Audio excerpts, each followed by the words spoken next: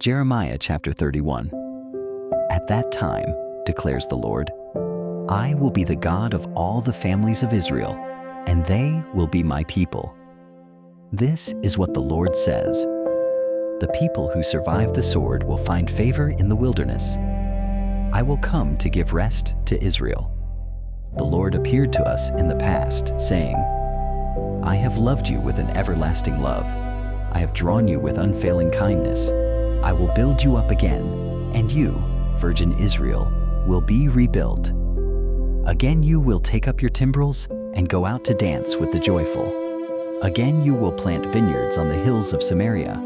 The farmers will plant them and enjoy their fruit.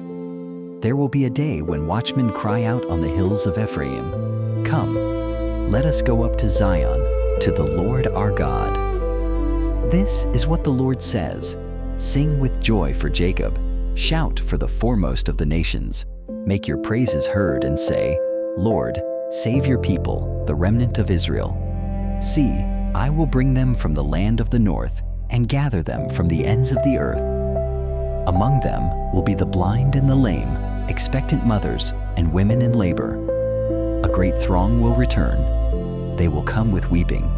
They will pray as I bring them back. I will lead them beside streams of water on a level path where they will not stumble, because I am Israel's father, and Ephraim is my firstborn son. Hear the word of the Lord, you nations. Proclaim it in distant coastlands. He who scattered Israel will gather them and will watch over his flock like a shepherd. For the Lord will deliver Jacob and redeem them from the hand of those stronger than they. They will come and shout for joy on the heights of Zion. They will rejoice in the bounty of the Lord, the grain, the new wine, and the olive oil, the young of the flocks and herds. They will be like a well-watered garden, and they will sorrow no more. Then young women will dance and be glad, young men and old as well. I will turn their mourning into gladness. I will give them comfort and joy instead of sorrow. I will satisfy the priests with abundance, and my people will be filled with my bounty, declares the Lord. This is what the Lord says. A voice is heard in Ramah, mourning and great weeping, Rachel weeping for her children and refusing to be comforted, because they are no more. This is what the Lord says. Restrain your voice from weeping and your eyes from tears, for your work will be rewarded, declares the Lord. They will return from the land of the enemy. So there is hope for your descendants, declares the Lord. Your children will return to their own land. I have surely heard Ephraim's moaning. You disciplined me like an unruly calf, and I have been disciplined. Restore me, and I will return, because you are the Lord my God. After I strayed, I repented. After I came to understand, I beat my breast. I was ashamed and humiliated, because I bore the disgrace of my youth. Is not Ephraim my dear son, the child in whom I delight? Though I often speak against him, I still remember him. Therefore my heart yearns for him. I have great compassion for him, declares the Lord. Set up road signs, put up guideposts, take note of the highway, the road that you take. Return, virgin Israel, return to your towns.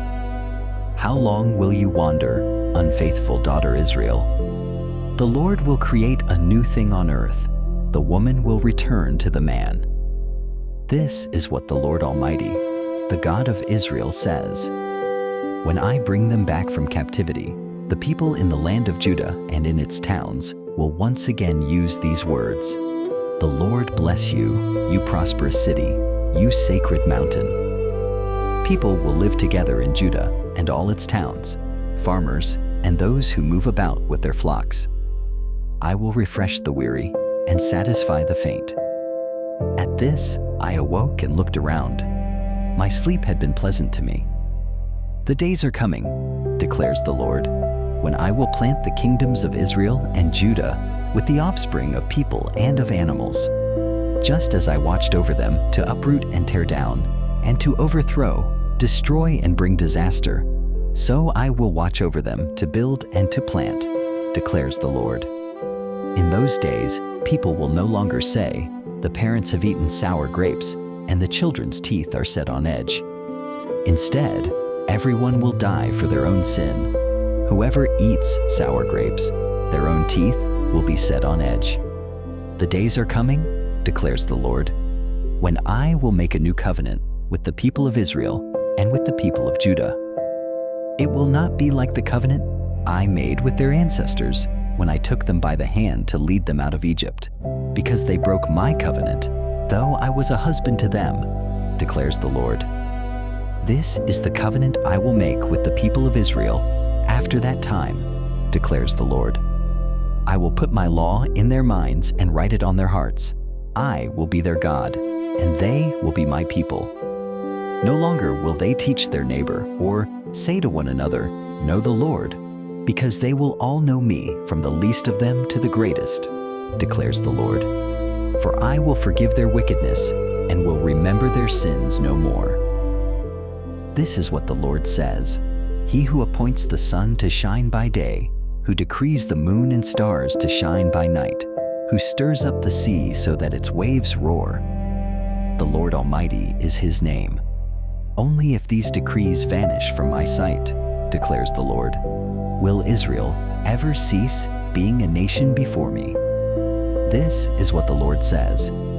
Only if the heavens above can be measured and the foundations of the earth below be searched out, will I reject all the descendants of Israel because of all they have done, declares the Lord. The days are coming, declares the Lord, when this city will be rebuilt for me, from the Tower of Hananel to the corner gate. The measuring line will stretch from there straight to the hill of Gareb, and then turn to Goah. The whole valley where dead bodies and ashes are thrown, and all the terraces out to the Kidron Valley on the east as far as the corner of the Horse Gate, will be holy to the Lord.